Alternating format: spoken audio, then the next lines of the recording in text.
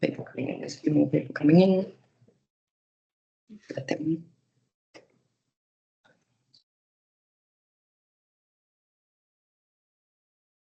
Okay. Good afternoon, everyone. My name's Rob Stokes. I'm the chair of the local planning panel for North Sydney, and I'd like to welcome you all to the meeting this afternoon.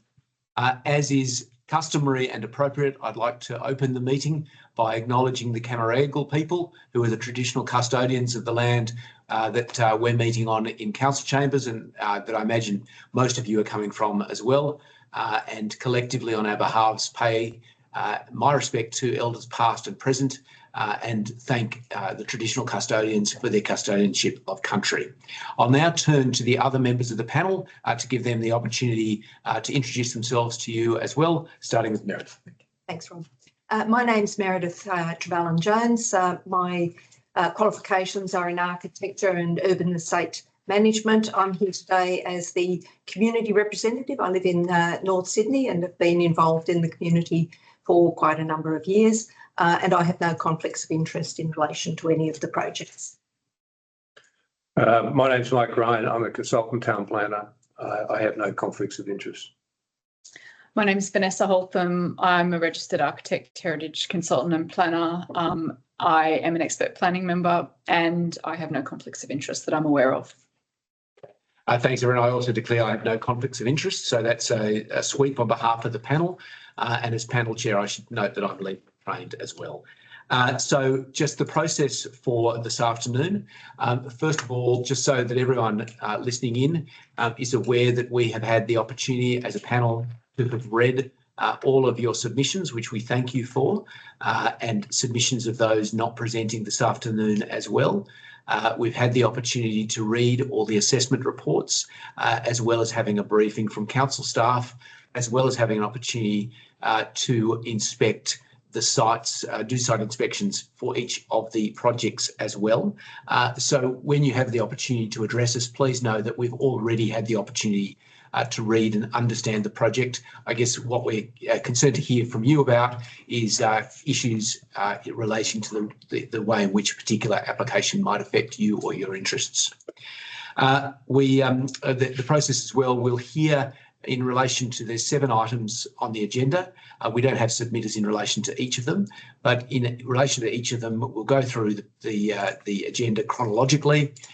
We'll hear from the submitters first, and then provide the opportunity for the applicant and or their architects or planners to address some of the concerns that have been raised in submissions. So after we've heard from members of the community or submitters in relation to each of the items, we'll then go into a closed or in-camera session where we will discuss each application and make a determination. And those determinations will be available in the minutes of the meeting, which will be available on council website from close of business tomorrow evening. So that's when you'll know what the panel decisions are.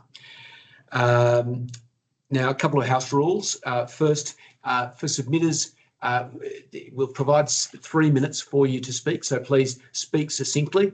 The reason for the discipline around the amount of time is that we've obviously got a reasonably full agenda with 7 items to get through. So if everyone can keep to about 3 minutes, that would be very, very much appreciated. At the end of the time that you've had a chance to speak, I'll then ask members of the panel if they wish to ask you any questions, and obviously the clock doesn't apply after that point. For applicants as well, particularly for architects and planners, we will observe the 3 minute pretty strictly in relation to professionals addressing the panel. I also note that the proceedings today will be recorded, so it's taken as by your participation, that's taken as consent to having your image and details provided publicly. On that point, also, I note that neither the panel nor council accepts any liabilities in relation to things you might say. So, in other words, please make sure that you keep your comments focused on the merits of the application and avoid making any personal reflections. because again, liability for those comments will not be accepted by the panel or council. And just a final housekeeping matter, if you're not speaking, and I see you're all being very, very obedient, thank you. Just make sure you keep yourself on mute, otherwise it can slow us down and you might end up that we're hearing things you don't want to hear anyway. So stay on mute unless you're speaking. So I think I've got that all, Peter. Yep. Okay, terrific. All those introductory matters having been dealt with, we'll then turn to the first item, being DA number 424 of 2024, at the address being 47 Devonshire Street, Crow's Nest. We have scheduled to speak the applicant, Tony Polveri. Thank you, Chairperson. Look, I've got nothing to say. I'm the planning consultant representing the client and the landowner, and I've just come online to answer any questions if there are any. Otherwise, we support the recommendation of Council's planning consultant, planning officer. Thank you. Yeah, thanks, Tony. I suspect this might be fairly straightforward then. Any comments or questions from the panel? No, terrific. Thank you very much for your attendance. Thank you. Okay, cooking with gas. So item number 2. This is being DA 142/22/7, address being 44 Ellalong Road, Cremorne. I note that we don't have any submitters registered to speak, but I'll invite the applicant, both the town planner and the owner, between yourselves to determine who wants to speak first. Perhaps we had the opportunity to meet the owner on site, so Matthew, if you want to speak, or we'll be in the hands of... Yeah, if that's all right, I'll... Can you all hear me? Yep, loud and clear. Brilliant. So I'm the town planner representing the homeowners at 44 Ellalong Avenue. As I'm sure the panel is aware from the provided documentation, this modification seeks to delete the deferred commencement at condition AA1, which requires a reduction in the area and roof associated with bedroom 2 and detaching of the carport. There are also various minor internal changes proposed in this modification of no real value. Our proposal addresses 2 fundamental issues for the clients, that is the safe sleeping arrangements for the children on the same level as the parents, and weather protected parking to keep the children dry. These are basic requirements and not luxuries, as I'm sure you can appreciate. Now, Council's assessment report details the recommended changes to condition AA1, retaining bedroom 2's reduction and deleting the carport entirely, citing bulk, site coverage and asymmetry. These changes are actually contrary to the proposed modification that we sought and the original determination, and unfortunately these changes were not discussed with us prior to this meeting. We respectfully disagree with Council's recommended changes to the condition, reducing bedroom 2 by a mere 4.6 square metres and deletion of the associated hipped roof will in fact create an asymmetrical facade, contrary to Council's claim in the assessment report, as the full hipped roof provides for a balanced and symmetrical facade. The dwelling is located on the low side of the street with an 8.9 metre front setback. The dwelling's bulk does not unreasonably impose on the streetscape or adjoining properties, especially noting number 46 Ellalong Road's 18 metre front setback. That's directly to the north of the site, adjoining the setback that bedroom 2 is against. This condition would completely result in the loss of bedroom 2, reducing family amenity with no substantial corresponding benefit that would warrant such a reduction. The requirement to delete this portion of the dwelling is seemingly tokenistic from Council without any meaningful impact on the bulk or site coverage of the proposal, especially when considering the bulk of other development in the street. Look at number 43, 48, 47, as I'm sure you all saw in your site inspection this morning, exhibit a much greater bulk present to the street, visible along Ellalong Avenue. The second element of condition AA1 relates to the proposed carport, initially proposed to be attached, then conditioned to be detached. Council has now recommended that the carport be deleted in its entirety. Council's assessment report cites building bulk, site coverage as the driving factors behind this condition. The proposed modification does not actually alter the site coverage, which was previously assessed as reasonable under the original DA. This original DA was supported by a comprehensive streetscape analysis, which demonstrated that the proposal is consistent with the prevailing site coverage of recent developments along the street. At the time of the assessment of this original DA, 14 out of the 17 recent approvals in the area exceeded the prescribed site coverage to a similar or greater extent than that of the proposal. That's why it was approved on that basis. Of course, it's acknowledged that removing the carport would reduce site coverage technically. However, there seemed to be no benefit to this at all. The carport covers an existing impervious area, and its removal will not create pervious area or landscaping. As mentioned, the driving factor behind the proposed carport is that the existing garage is too small internally for practical use of a larger family. The residents and their children currently need to exit the car prior to entering the garage, which I imagine you can appreciate is not practical. We maintain the position that the attached carport is an acceptable solution, resulting in a balanced and symmetrical facade, whilst not unreasonably impacting building bulk in the context of the street. In the event that this isn't considered acceptable for whatever reason, we would ask the panel revert the condition to its original state, that being a detached garage, that is our detached carport rather, that is our preference over no carport whatsoever. We would ask that the panel reconsider the council's recommended conditions and approve the modification application as it was originally sought. Thank you. Thanks, Matthew. Any questions from members of the panel? Terrific. Well, I revert to the owners as well.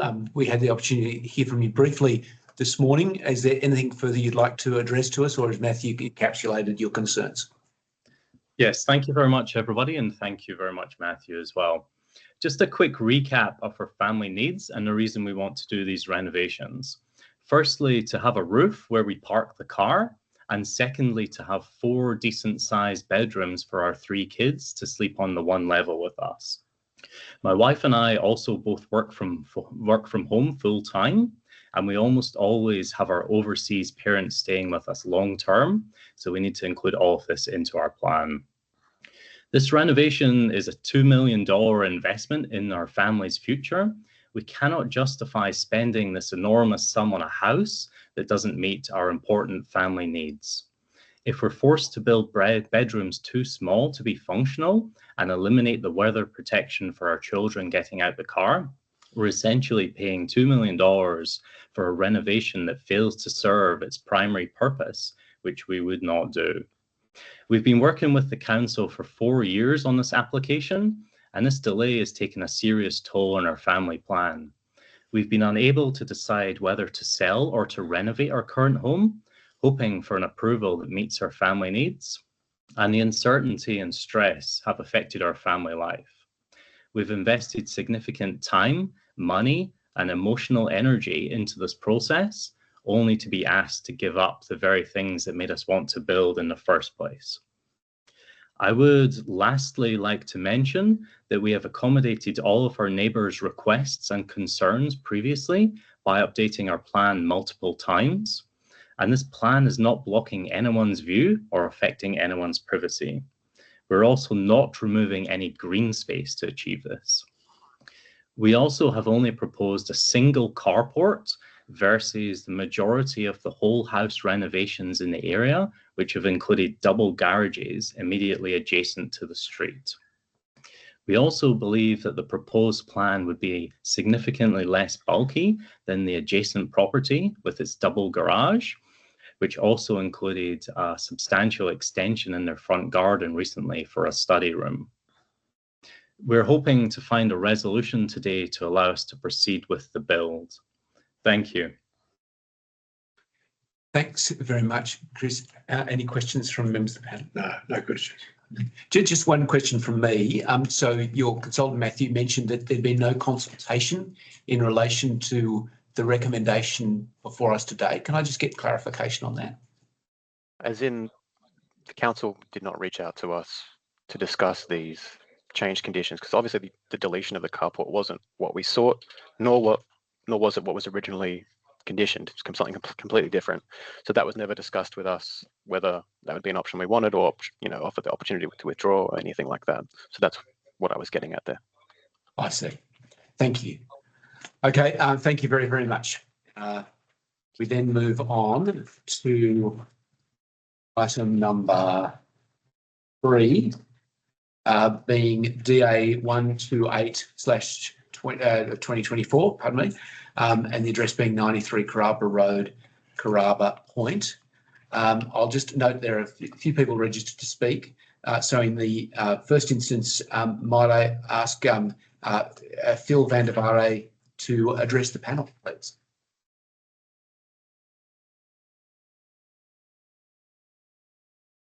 Phil, you're on mute. Phil, you're on mute.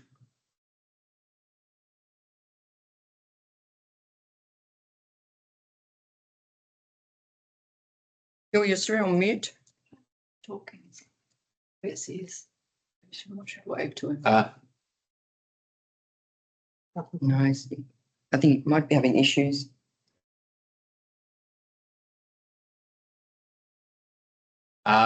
Okay, Phil, we can't hear you.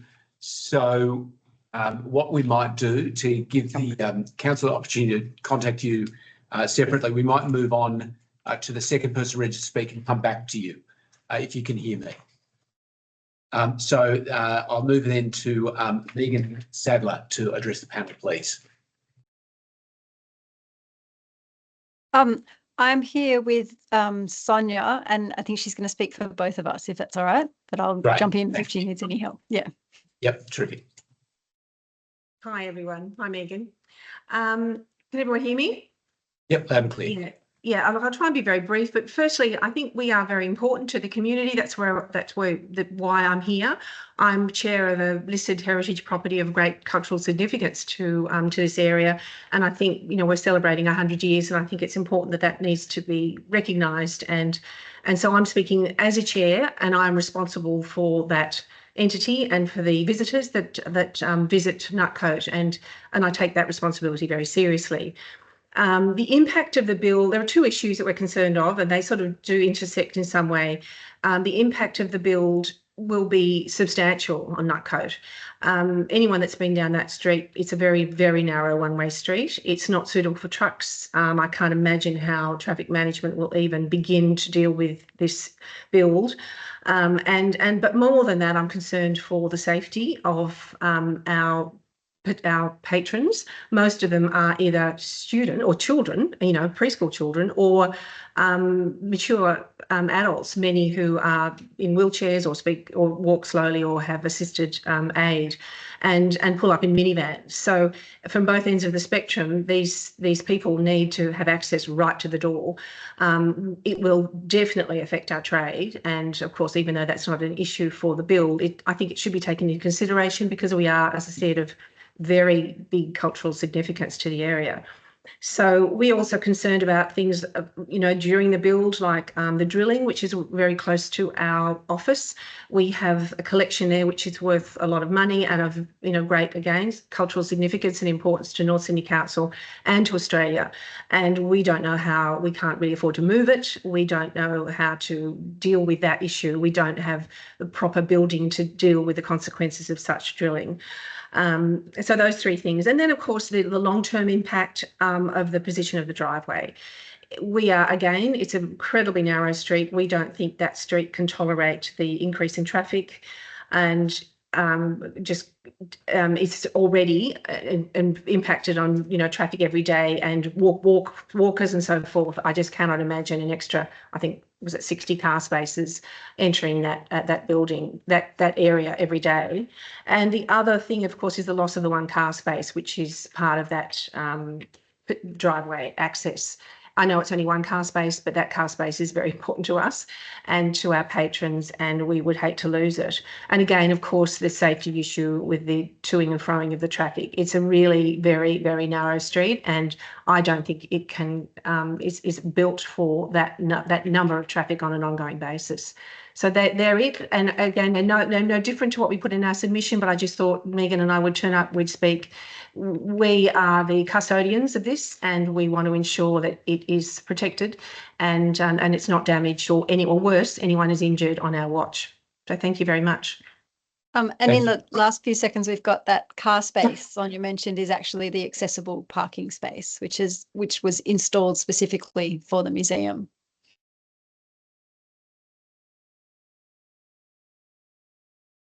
Thank you both very much. I'll now ask members of the panel if they've got any questions for either of you. Just on the basis that that's the accessible space, is there anywhere else where you would envisage that could be placed? I think Megan would probably speak to that, but in my opinion, there's nowhere. There's 3 spots at the other end of the street, but they're further away, and they're they're quite tricky to reverse into as well. This one's sort of at the end, so people can veer into it quite easily. So And it means, and because it's the end of the row, it means a minibus, if it has the sticker, can get there as well. And we used to have a bus parking space further back on Walleringa, but it was removed, I believe, because it was out the front of someone's house that they didn't like. So they didn't like it there. So there's very few spots for our visitors to pull up in their buses. Okay, thank you, Megan. And on behalf of the panel, thank you also for your custodianship of Nutfote. It is very appreciated by the community, so thank you. We'll then move, I'll come back to Phil. I was going to say Phil, there you go. Actually, why don't we go to Phil now? Thank you for your patience, and can we hear you now? Oh no, Phil, you're still on mute. Phil, we'll come back to you and give you a few more minutes to perhaps get around that issue. And in the meantime, we'll go to your neighbour, Lena Gupta.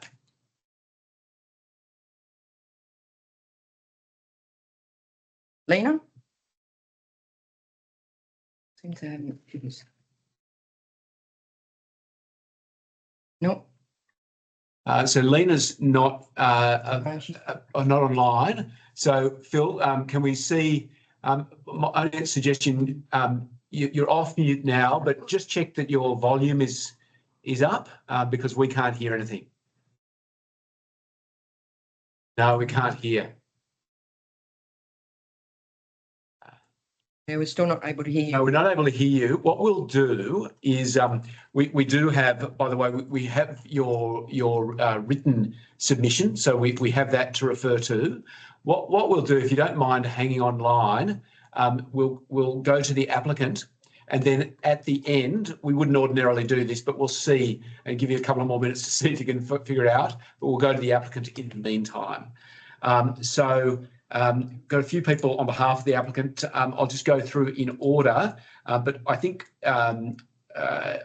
if David Mays, the architect from SJB, wants to sort of corral the representatives on behalf of the applicant, but perhaps it might be best if you lead off for everyone, please, and that's to David.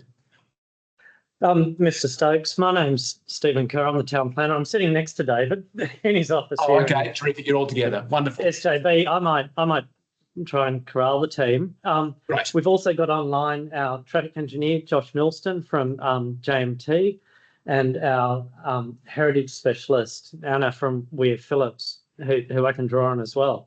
Look, I just want to say really quickly, thank you to the council officers and also the council's Design Excellence panel, who you would have read had input into the application as it was being assessed, and as a result of that, there were changes made to the scheme and improvements made to the scheme as well.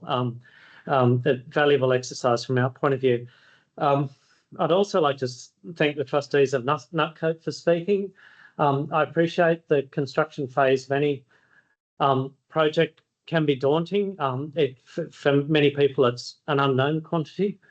And there are certainly things that need to be considered carefully during that period.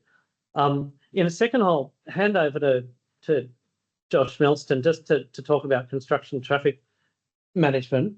You would have seen in the draft conditions before you, one of the conditions, number B1, requires the preparation of a detailed construction traffic management plan for approval by North Sydney Council post the determination of this application. That document will explain in quite minute detail how the issues that have been raised will be addressed. Josh will also speak to how, we anticipate that this development will in fact reduce the demand for on-street car parking, and so whilst there's one on-street car parking space being lost, or two being lost on Walleringa Avenue, the net result is going to be less demand for those remaining spaces, and obviously an additional space on Carrubba Road. There was a point raised regarding drilling and sort of what I'd broadly term as construction impacts on Nutcote. Again, the nature of the excavation will be controlled through conditions, but in my experience, there's Nutcote is so far distant from the site that we wouldn't anticipate any vibration impacts, and that was borne out in the acoustic and vibration plan submitted with the application. So, without taking any more time, and Josh, if it's okay, I'll hand over to you. More than okay, Stephen. Thanks, panel. There was a few matters raised by the speakers. I'll try to go through each one, and if I've missed one or you've got any questions, please ask me any questions as I finish. Construction, as Stephen said, so a preliminary construction traffic management plan has actually been prepared. We've received some feedback from council, and we thank council for their feedback. That's noted in their assessment report, and a more detailed plan will be prepared, which incorporates council's feedback prior to the commencement of works, and that's reinforced through obviously a suitably worded condition of consent. We would note the preliminary or the draft plan that's been prepared indicates all construction vehicles coming down Carrubba Road, nothing down the narrow street being Walluringa Avenue. So that would limit construction activity to that more suitable road and limit the impacts that those speakers did mention. In relation to the car parking, overall we have a net loss of one space. We lose 2 spaces on Walluringa Avenue but we gain 1 space on Carrubba Road, so that's a net loss of 1 space. We would say though that we've increased the amount of visitor parking on the site compared to what's there now. So that should release demand from the street and put that in with the site, so reduce parking pressures on the local streets. In relation to the matter the speaker mentioned about that accessible parking space, that's right at the northern end of Walluringa Avenue. Our driveway comes more towards the southern end, so that one of those spaces that we're retaining on Walluringa Avenue should be that accessible parking space. I was just looking at that as the speakers were talking. It's the other 2 further to the south that aren't accessible bays that would be impacted by the proposal. The last matter was just around general traffic impacts, so operationally once the building is completed. At the request of council, we actually did some really detailed traffic studies on Walluringa Avenue to look at what the conditions were currently and what they would be like in the future. At the moment, there's about 120 cars per day travelling down Walluringa Avenue.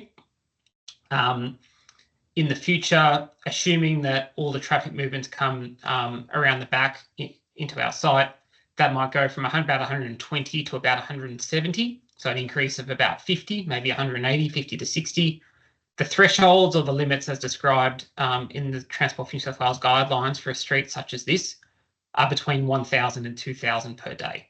So we're talking anywhere between sort of 10 to 20% of the capacity of the street. So there's no issues as far as we're concerned in relation to the capacity of the street, and I think that's borne out in the council assessment report. So I believe they were the 3 key matters raised by the submitters or the speakers, but happy to take any questions you might have. Thanks, Josh. I note that a couple of the submitters have their hands up. Please know what we will do. Ordinarily, we've heard from you. We'll hear the response from the applicant. We'll give you an opportunity at the end to ask to make further comment to the panel, but this is not an opportunity to ask questions of the applicant, if that makes sense. But we're probably anticipating some of the questions you might be wanting to ask. So any questions from the panel? I'll start with Josh. Just 2 points of clarification. That first one about visitor car parking. Just run that past us again. You're saying that I understand there's a net loss of 1 car space, but did you say that there's going to be additional on-site visitor car parking? And if so, yeah, that's correct. At the moment, the current site, which has about 15 units, it provides for I think 3 visitor cars. 3 visitors, yep. Yeah. Whereas that's going to be increasing to 5. So we're providing an extra 2 visitor car spaces on the site compared to what's there now. Right. And just explain to me again this threshold. That's 120 vehicles per day. Yeah, now and to the about, threshold for a local street is between 1,000 and 2,000 cars per day. what's the definition of a local street? It's based on the administrative classification of the road. So who owns the road? Is it a council road or is it a I mean, transport? that's a great heading, but I want to drill down on the facts. I don't have that in front of me. Oh, absolutely. So it's based on the classification of the road, as in the who owns the road essentially. Is it council or is it the state government? And then if it's a council road, what function does it serve? So is it mostly servicing a sort of a local area, or does it serve a broader area connecting between suburbs? In this case, it's the former, obviously. It's very much a local street. That's why it falls into that local road category of between 1,000 and 2,000 vehicles per day. Right. Okay. All right. Thank you. Further questions from the panel for Josh? Oh, I've got a question. You've talked about so many cars per day. What about in the peak hours, in the morning and the evening? Have you got the details in terms of what the movements will be in those peak hours? I absolutely do. If you just give me up with me a second ago. At the moment, there's about 10 vehicles per hour that use Walluringa Avenue. The development proposal has a net increase of about 2 vehicles per hour. At the peak hour, 2? Correct. Yep. Compared to current conditions. Recognising that there's 15 odd units on the site already, and that's going up by about 4 units. But they're not using Walluringa Avenue because the entrances to the current site are not in where the proposal is proposing to put a drive. So that's from an overall road network perspective. If you look at Walluringa Avenue specifically, assuming everyone uses Walluringa Avenue and no one's using it at the moment, it's a net increase of about 8 to 9 vehicles. Right. Okay, thank you. Just one from me. When you refer to that TFNSW document, the hierarchy of roads and their capacity, does that account for the fact that there are no pedestrian footpaths on either side of this road? It doesn't. That transport guideline doesn't go to that level of granularity. No. Okay. So in relation to the road space user allocation policy, how are you going to deal with the additional potential, with the impacts of additional traffic on pedestrians, many of whom I understand from submissions are older people who might use that road? What's going to be done to ensure the safety of those pedestrians using that roadway? There's no modifications that's been deemed necessary to the roadway, given the levels of traffic that we are talking about. So because we're talking an extra, as I said, 8 vehicles per hour in the busiest hour on the road, that is not deemed to trigger any footpath upgrades or widening or road modifications. Understood. Pedestrian safety would not be impacted, in my opinion, compared to current conditions. Thank you. Okay, thanks very much, Josh. We will then, sorry, I lost my sheet. Look, there's a couple of other people from the applicant who might have the opportunity to speak if they want to. Is there anyone particularly in this list that members of the panel want to hear from? No. So we don't need any more from the applicant at this point. I will, however, go back to, in the first instance, Phil, to see if you can, if we can hear from you. Yeah. Can you hear me now? Yeah, we can hear. Terrific. Oh, great. Hallelujah. Look, a lot of the items have already been covered, and I'm absolutely shocked we're even considering this application. It's totally for the benefit of the developer. We live in the large unit block across the way. I did see when the traffic was measured, and it was at a very quiet time of the year, nevertheless, and there's clearly no footpaths. It's dangerous at the best of time. It's going to become far more dangerous with all of these new cars or additional cars, trucks, delivery, couriers, whatever it might be, that are coming through. So, there's a number of issues which I raised in my submission. And I as I said, I'm actually taken away that in a heritage area with Nutcote there, with a lot of visitors, a lot of old people coming in, buses being dropped off, community buses are being dropped off in the street and working in the street. There's regularly a lot of large trucks. I don't know whether it's the GPS systems but they end up coming down our street, get caught on the corner, and they can't turn. And there's been quite a few occasions, I've lived here for 18 years, where the great big semi-trailers have had to reverse all the way out. So it's very common for this to happen. And it's difficult, it blocks the road for a long period of time. As I said, there's, it was sort of as though you were giving us extra car spaces, but you're not really just adding one up on top of the hill and taking one away. The one in in Spains Wharf Road is of no value. Whether you close that off or not, it's not going to add an additional space because it's a no stopping zone.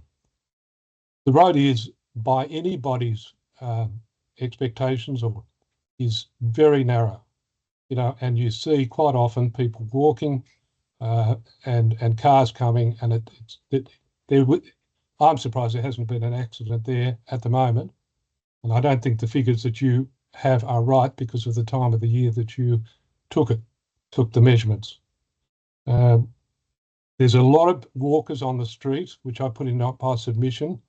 There's the Manly to Bondi walk. This is part of the Manly to Bondi walk. There's a lot of people walking down that street. I can't believe how many sometimes people walk down that street. A lot of pedestrians during peak hour. We talked about peak hour traffic. Well, the peak hour traffic is more people walking down the street, walking to the ferry, and also walking to the bus stop. The 225 is in Lower Wickham Road, and a lot of people need to walk down in that direction, or they go to the restaurants, or they go to the shops down the road, and we're just going to be adding to the amount of traffic there. So I guess and there's also a notice in the plan, and perhaps you could answer this question. There is looks like a gate or a door or something beside the driveway that you're proposing. Is that a fire exit? And will it be blocked if there's a car in front of it? Looks like a gate or something. There's no identification for it. Okay. Anyway, you can answer that question later on, but that's going to increase the width of the driveway. If there's a door or a gate or whatever it is, then it's going to reduce the number of car spaces. It's very tough. As I said, I've lived here for 18 years. The parking space is very difficult at the moment, and less so the traffic, but there is a real issue with parking spaces and people getting access to Nutcote. And as I said, that's largely older people, and that means more people are going to have to walk up a fairly steep hill, which is Spains Wharf Road, and to get to that added parking spot that you're purportedly giving us. So thank you, Phil. If you could just wrap up, yeah. Yeah, I just can't see why a developer would be given a space entirely for their own benefit and profit at the expense of the residents and Nutcote. So I think the panel needs to seriously think about and put the residents first rather than the developers coming in, so that they can get one more unit in a development, of which they're not even adding to the stock of units.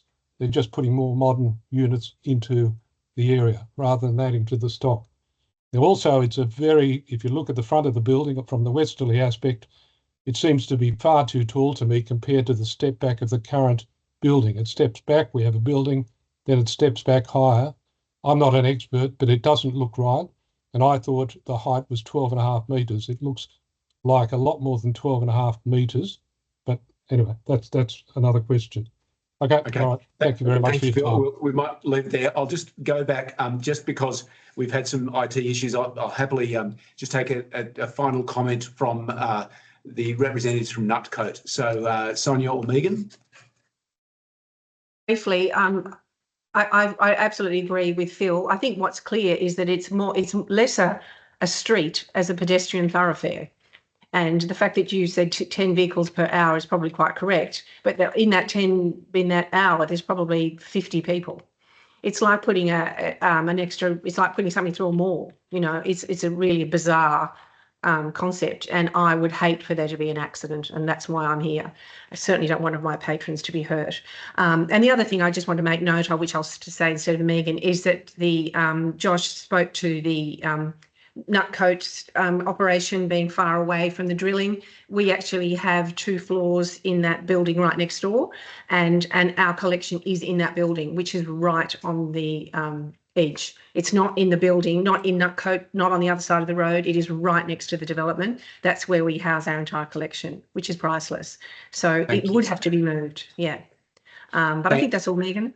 Yeah, if I can enhance on what Sonia said, in the office, which is on the rock, right next to where the development will happen. So not the property across, not the historic house across the road. In the office is our storage. Oh, sorry. Sorry, we're just a technical hitch on this out. Sorry, we're listening. Yep. In the office, which is right next door, is where we house our most precious items that are too precious to have on display. So these are items that are provenance to May Gibbs. They have her handwriting, they're her original artworks. We have first edition books signed by her. And my concern, we have ceramics, we have lots of very fragile items. And my concern is that the vibration that will go on for a number of months will be detrimental to that collection. Okay, thank you, Megan. And the only other thing I would reiterate is what Phil said about the street. Because it is on the Bondi to Manly walk, there is a large amount of walkers, and I've seen like large groups of walkers come at once, but and there is no footpath to get them round the corner, and they often walk up the road. I also see the locals doing that a lot. I saw a mum the other day push her pram up the road. People with dogs walk up the road because the path isn't, you have to cross the road to get on the path, and then it's quite steep. It's a better incline on the road.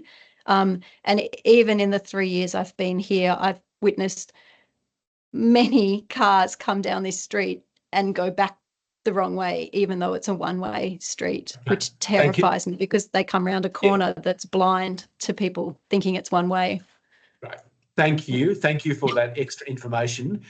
Given that we've gone back, I'll just give the applicant one opportunity to address those additional matters that have just been raised, and I draw you particularly to Phil's comment about that that gate and its and what purpose that serves, and any other issues that were raised in those comments after you've had an opportunity to have your initial talk. So, David or Stephen or any of the team there, if you want to respond to those points.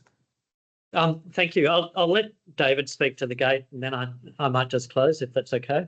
Sure. Yeah, so the gate is it's a fire egress from the basement, and it is in line with the 2 spaces that were talked about before. So it's no additional to those 2 spaces that have already been captured by Josh and in the reports. I see. Thank you. And then, Stephen, just before you finish, just some extra information the panel might want to know, or that everyone on the call, in fact. The traffic surveys not only counted the number of cars, but also recorded the speed of the cars, right? The surveys indicate the average speed of cars on Wolleringa Avenue is only 20 kilometres per hour.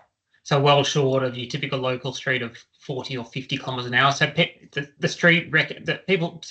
drivers on the street recognise that it's a low speed environment, and the survey data backs that up. They're already travelling very slowly on that particular street. Thanks, Josh. And I think I'll just sort of wrap up by sort of trying to put the application in some sort of context. I mean, it's an application for 4 additional apartments on the site. You've read in the report, no doubt, there's 15 apartments on the site currently. 4 additional apartments are proposed, and 14 additional car parking spaces are proposed on the site. I said at the beginning that this scheme, and Josh spoke of it as well, will reduce the net demand for on-street car parking. It is because of those 14 additional car parking spaces. So there's additional visitor car parking, and there is additional car parking for each of the apartments in accordance with the council's current standards.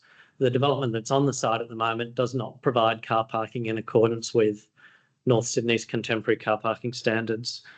Otherwise, we really appreciate the opportunity to be heard, and wish the panel good luck with their deliberations. Thanks, Stephen. Now, any questions from the panel in relation to that new information? No. Might I say, just as a concluding comment before we move to the next item then, I would suggest hearing some of the issues that the panel has just heard in relation to particularly pedestrian safety. This is a matter that's probably not a matter for the panel, but might be one worth taking up with Council's Traffic Committee to determine the appropriate traffic arrangements in this vicinity, given the number of pedestrians who use it, and particularly given that I suspect the Council Traffic Committee hasn't had an opportunity to look at it in light of the new road space user allocation policy that puts the interests of pedestrians first and recognises their primacy over private motorists. So that might be something that might be beneficial to issues surrounding the development itself, but that go outside of the purview of the panel in relation to assessing this DA. So that's something that I would suggest to the applicant and particularly to the submitters, and particularly the good folk at Nutcote. It's probably something that that it might be worth you considering doing, and that would just be in relation to both parking and traffic arrangements in relation to the local road network. Okay, thank you for all of your submissions in relation to that matter. We'll now move to item number 5, being DA 205/23/2, the address being 115 Blues Point Road, McMahon's Point. I note that there are no people registered to speak in relation to this item. And if there is no one there on this item, we will move on. Speakers, please. What item number 4? Speakers number 5. I've got no one registered to speak. Oh, okay. Yep.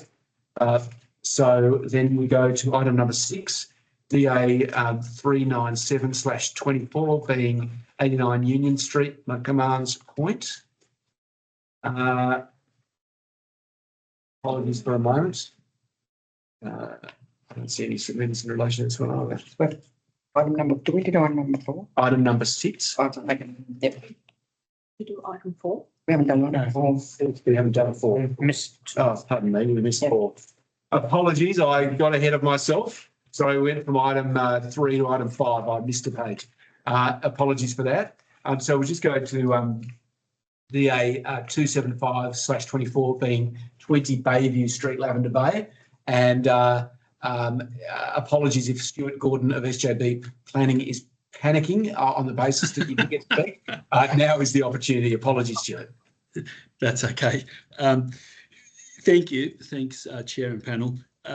I'm here representing the immediate neighbour to the development, representing Rosalind and Jeff Morgan from 18 Bayview Street. SJB previously has provided a submission to the original DA and a subsequent submission to the panel on Monday with regards to the amended application, as is the subject of the recommendation for approval. We thank the staff for their assessment and recognise that the amended DA goes some way in addressing some of the issues that we previously raised.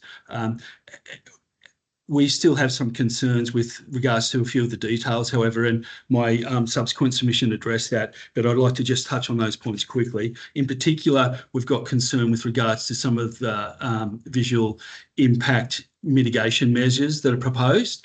And in that regard, we would like to see, if possible, some greater detail around the proposed screening devices that are proposed along the side elevations of the building. Both the applicant and council rely on these for the protection of visual privacy to our client, and we would like to just put a little bit more meat on the bone with regards to how they will be structured and how they will be built. It's unclear from the drawings. In that regard, we'd like to see the height specified, that the screens would also be non-operable and that they would be fixed at a 45-degree angle to the side elevations, thus ensuring that they do their job. Secondly, with regards to visual privacy, we still have concerns with regards to the rooftop terrace. We note that council indicate that there are planter boxes that sort of assist in mitigating the visual privacy impacts from that terrace. However, our reading of the drawings don't show us that that landscaping on the rooftop terrace is actually within planter boxes, and that the landscaping will be trafficable or non-trafficable is unclear. My written submission details a recommended condition or some ideas around what a condition might be to consolidate or clarify that they are planter boxes on that level that will protect privacy, including height, width, depth, soil and vegetation species. We think that's reasonable given council's assessment relies in part on those being planter boxes to protect the visual privacy. I'm moving quickly because I note the time, so I'll jump to the next point. There seems to be an inconsistency in the water management plans with the architectural plans, in that the stormwater management plans, to our understanding, show a turntable on the driveway, a car turntable, where none is shown on the architectural plans. We suggest that should be clarified through a condition of consent, which makes it clear that no turntable has been approved given none has been assessed. And perhaps finally, and no less important than the other matters, we see that there are geotechnical conditions and dilapidation report conditions that have been provided at C2, C3, C4, C5 with regard to the structural integrity, the protection of the structural integrity of my client's property. We would like to see some conditions that verify the condition of my client's building prior to occupation. Those conditions are relatively standard in such circumstances, but seem to be missing in this case.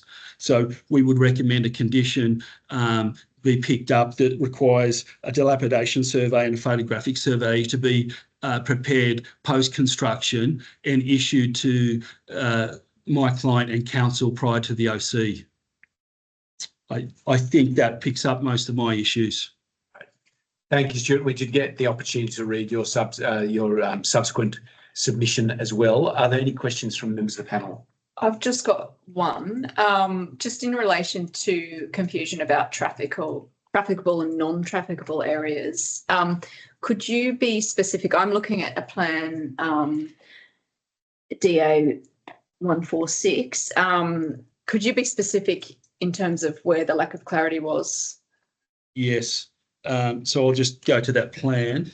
Thank you.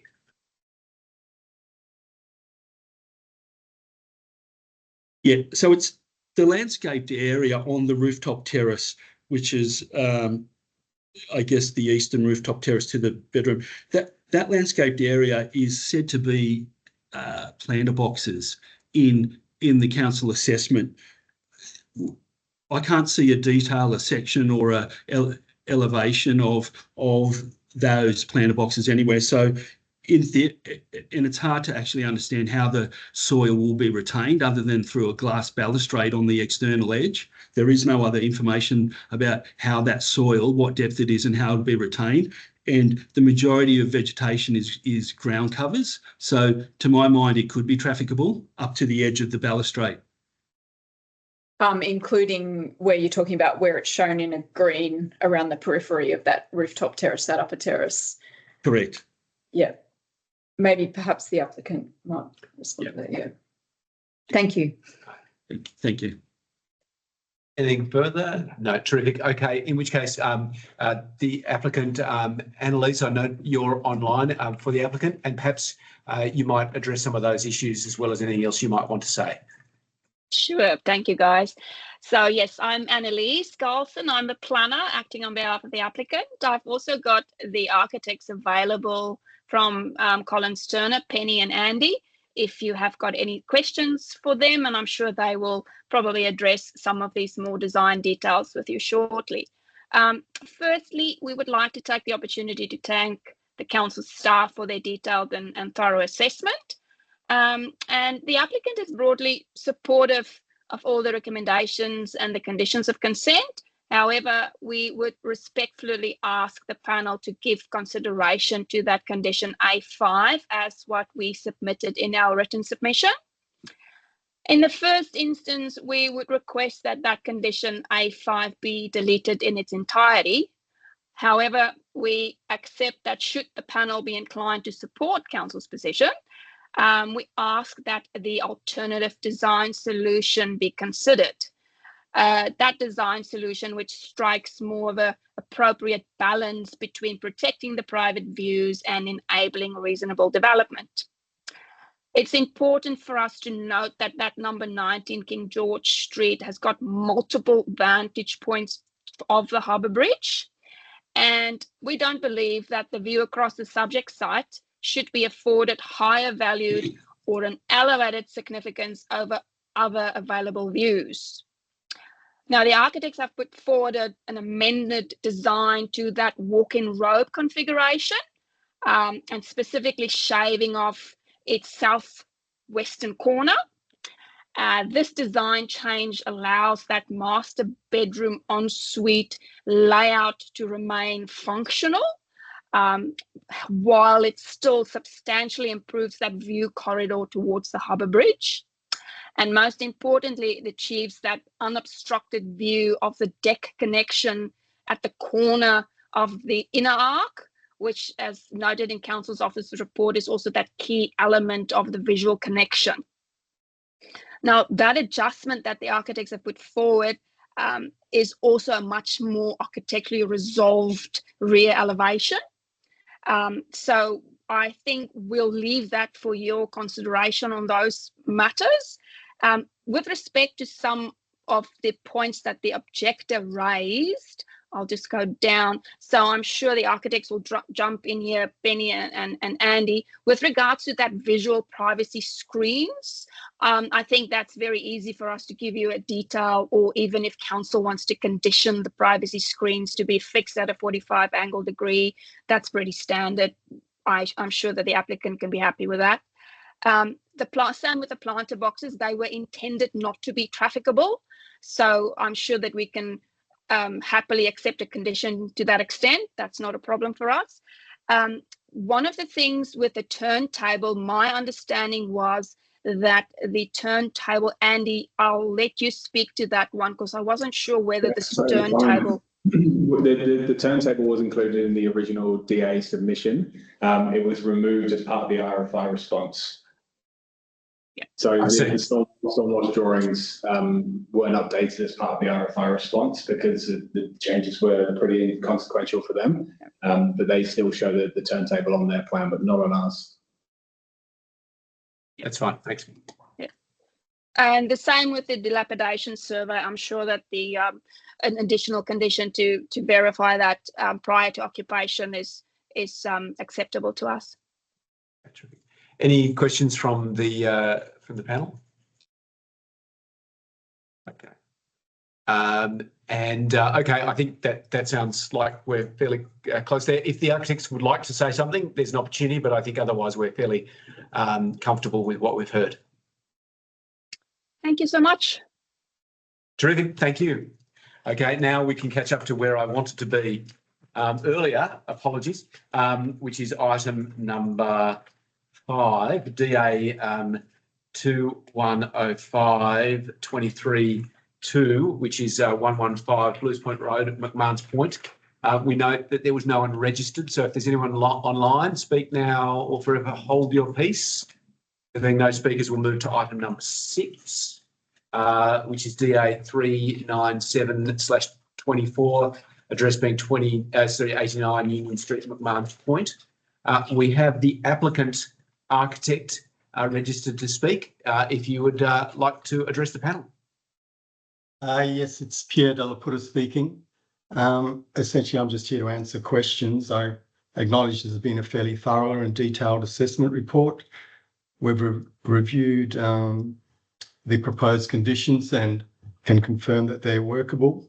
But yeah, essentially, I'm just here to answer any questions you may have about the application. Okay, thank you very much. Questions from the panel? I might just ask if there was any further changes, or if the panel was to suggest any further changes to the roof element. Is that something that the applicant would be amenable to? Potentially where you've shown a flat roof, whether integrating a kind of sloped element. That would be So something. we're talking about the dormer roof to the attic, which we've basically followed. At the rear. The rear addition, where there is a, it could arguably, I think the concern here was whether that might be trafficable. So I think the thought was if that roof element, rather than being flat, could be potentially a pitch to match the pitch of the skillion roof on the second story. I think that's what. Yeah, and I think the also whether it might assist with light in relation to the adjoining neighbour as well. Well, the light, I mean, the shadow diagrams show that roof, that parapet doesn't have any impact on the shadows from what is existing at the high level. The problem with, I mean, the reason we've put a flat roof there is so that we can have a planter if you're doing a skillion roof form that precludes the planter and, you know, Presumably could deal with some of your waterproofing issues though. Well, it's a concrete roof that we're proposing, and you know, with membranes and planter boxes, etc. I mean, obviously, there'll be a condition there that's non-trafficable. It can be noted on the drawings. We don't have any doors or access to that roof. I mean, in terms of the amenity to the neighbours as well, if you've got plants there, I think that would be more attractive than having a skillion roof form, which it is a contemporary addition at the ground floor. We're not really trying to mimic the, you know, the upper level heritage form that exists. So that's the intention there. Thank you. Thank you. Any further questions? Thanks, Pierre. Thank you very, very much. Thank you. We move now to item number 7, DA 61/25, 18 Larkin Street, Waverton, and we have the planner for the applicant, Philip North, registered to speak. Thank you very much. It sounds like that's my cue, doesn't it? So I'm the planning consultant for the applicant. I would note, though, that I wasn't involved in the preparation of the original development application. I came on board fairly recently in the scheme of things.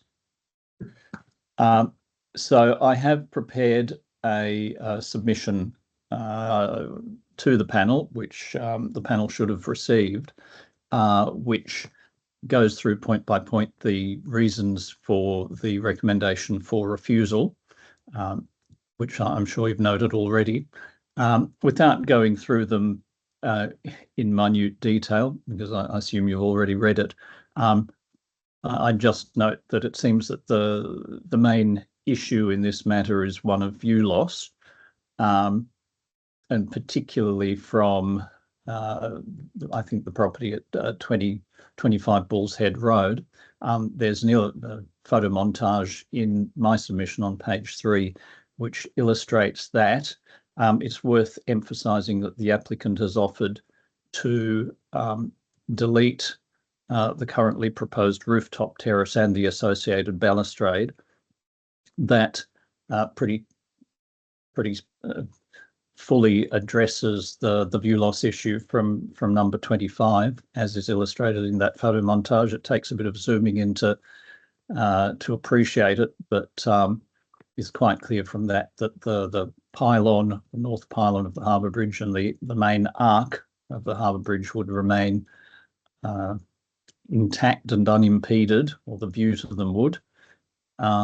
So that would address that issue, and that could easily be dealt with by way of condition of consent. Another question was raised in respect of view loss from numbers 19 and 21 Bulls Head Road. It's worth noting that those properties aren't located behind the subject site. That there's no view loss associated with those potential view loss of the Harbour Bridge. All it takes is a quick view of the relevant aerial photograph to realise that they're nowhere near the relevant sight lines. The subject site and the proposal would perhaps pop up in the sight line towards Berries Bay. But of course, Berries Bay is a broad, expansive view, and any intrusion into the sight lines towards Berries Bay would be a fairly minor and trivial one. So it seems, given that, it doesn't seem particularly necessary to provide detailed 3D photo montage mock-ups of the view sightlines from those properties. And in respect of the other issues, I think my submission covers those fairly adequately, and I'm here to answer any questions. Thank you very much, Philip. Do members of the panel have any questions they want to ask in relation to this one? I've got a question. Yeah. Yes, I've got a question. The uses in terms of the ground floor plan, your submission says there's no change of use there, so that would simply stay the same. My reading of the plans is that then you end up with sort of kitchens on 2 levels. This is planned to be a single dwelling, isn't it? It's planned to be a single dwelling. That's correct. And if to eliminate any doubt, once again, I would suggest that issue could be addressed by way of condition of consent. So, thank you. Any further? No, there's not much we'd like to ask. Thank you very, very much. Thanks everyone who's attended online. We will now move into an in-camera session to make some determinations. And again, as we noted, the minutes of this meeting will be posted by the close of business on Friday. So that's when you'll be able to find out what the determinations are. Thank you very much.